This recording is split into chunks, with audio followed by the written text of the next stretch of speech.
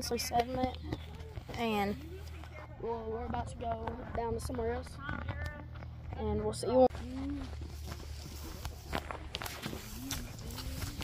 we're going to stop real quick. Can anyone tell me what this little sapling is? Anybody know? Do you all know what these little saplings are here? I've got my hand on. The leaves grow back. Smell the smell the tip end of the stem there. Pass it around. Does it kind of smell like root beer? That's sassafras. Yeah. So unique about sassafras is sassafras, as you can tell, if you look real close, you have 3 different types of leaves. So you have this one that's like a 3-prong, and then you have, let me find another one here. When they're young like that, it's hard to find all 3. You have one that looks like a mitten, so it has, like you'd put a mitten on your hand, and then a solid oval leaf like you would see on about any tree. I need some of this to make that recipe of that book I bought this morning. Yeah, there you go. But sassafras was used for medicinal purposes, but it was used for tea and baking and candies and different things like that. But it has a wonderful smell, but you would usually boil the root of it to get to the point of I'm not careful on that. What kind of maybe aware of American chestnut, but American chestnut, now that American chestnut was just a little taller than the sapling, and they only grow so tall. They'll grow about 5-6 feet high without the blight hitting them. And then the American chestnut blight hit in the 1940s, and when that did, that cleared out all, or I won't say all, but a lot of the American chestnut trees. So you don't see them today, and if you do, like I was saying, they don't get taller than really 5-6 feet high, and that's about as far as they get. They don't get big as around, say maybe a golf ball round, something like that. That's about as big as they get naturally. Now they have been doing some studies and mixing the American and Chinese together, chestnut, and we did have, I didn't even pay attention to it, there was one down here in the fenced in area, a little fenced in area of a mix that the Park Service tried. But University of Tennessee actually has a really good program going, and they found a few good things, but they're still in the process of all that research right now, trying to find a way to keep the blight from killing out all the American chestnut. So you can imagine these people up here, when the American chestnut trees died out, what were they doing? You know, that was a source for wood for everything that they used. They knew what it done. They knew its worth. And they had to go basically find another tree that they could use for the purposes that they needed. And another thing, their hogs mainly roamed free up here. They didn't have to, the only time they kept them in the hog pen was when they were getting ready to slaughter. Any other time they were roaming free, but the main food source for them was American chestnut.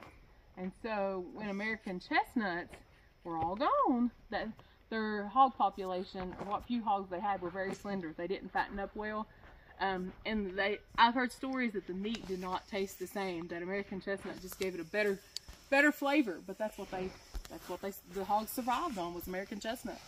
So it was very detrimental to the people living on the mountain up here. Gibbons, and we see a lot of the Gibbons family, but again, somewhere or another they tied back into the Hensley family. But they were, as I mentioned earlier, they were all kind of one big family. Do we know them? Any guesses? No. This is what they call a sarvice berry, or more commonly known in the Appalachian area as service berry. Now, how did it get the name from sarvice to service? Does anyone know? So on the mountain, this is a little bit gruesome, but when someone passed away and it was in the wintertime and the ground was frozen, especially on top of the mountain, you got to imagine it's 10, 15 degrees cooler up here, maybe even colder in the wintertime especially. So the ground's frozen. They knew when the sarvice berry or service berry started leafing out that it was time that the ground was soft enough that they could bury whoever had passed away. So they would take that person, place them in the upper part of the barn until the sarvice or service berry leafed out and for the spring, and then they would go and bury that person and have a service for them. So hence the name service. That's where it actually comes from. So you'll hear that a lot, especially in the Appalachian area in the South. You'll hear service a lot over sarvis. I'd never heard the actual term sarvis until later in years. I was probably 17, 18 year old before I ever heard the term sarvis. I'd always heard it service. My parents always called it serviceberry, and that's what their parents knew it as. But yeah, so a serviceberry. It's a cool picture.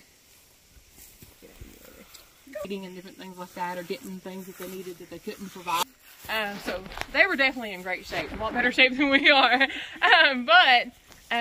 That was how that cycle ran. And so once they started going off the mountain, the young men were meeting pretty young ladies and deciding they wanted to get married, and they didn't want to come on and off the mountain every day, and whatever the case may be.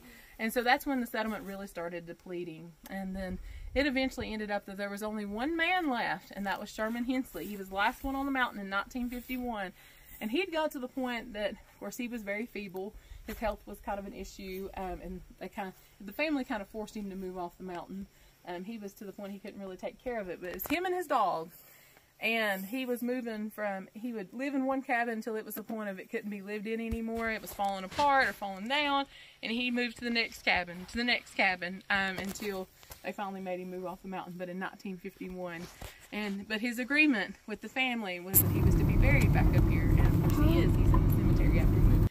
They brought him back up here and buried him in the cemetery with his wife. So that's, everybody wants to be married together, but could you think living up here most of your life, moving off the mountain and thinking, there's a chance I won't be able to be buried back up here, be back up here. So that was a big, treasure for him to be able to be buried back up here. Thank you for opening the door. Blacksmith shop. Sorry. It wasn't just neighbors, like I said earlier, it was family. So when you get in here, you have the blacksmith shop back here, and so you straddled it to do the work that you needed to do, and hence it looks like you were sitting on a horse. But what you would do, and normally for this one there's a seat here, but you would there's a foot pedal down here and press that down, whatever wood you wrought. So you had to shave them down once you split them like that. Now, on top of that, a lot of these things, like cutting down a tree or using it for shingles or using it for split rails or whatever the case may be, they followed a lot of the signs of the moon. We don't do as much of that today. Some people still do. One of my dad's buddies, he does a lot of woodworking. He does a lot of basket making. There's certain trees he only cuts certain times of the year, certain months, because he still believes in that. And sometimes I feel like we get away from that. Some of those are true signs. A kid, some of y'all may remember this too, down in the town of Cumberland Gap, Tennessee, before the Gap Creek Coffee House became Gap Creek Coffee House, the people that lived in it prior, that little house, they used to sit their watermelon and fruits and stuff out in the creek in a box in the creek in the summertime. I remember that as a little kid, because I've never experienced that before, never seen that before, and that was cool to me. And this one is the woodshed. What do you think happened at the woodshed?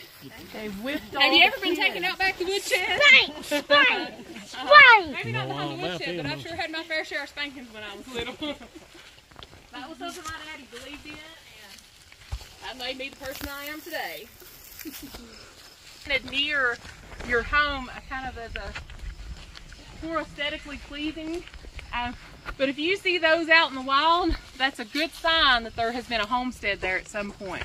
So if you're out in the middle of the forest and you come across a yucca plant, especially if you come across several of them like this together, more than likely it's been a homestead at some point in time. But you never know. Just keep that in mind. Now, I'll point out a tree a little bit later, and some of y'all may know what I'm talking about, but the sourwood tree. Y'all ever heard of sourwood tree? Is this what didn't they use their horses for this? Was not only used for honey, but their sleigh here is sled.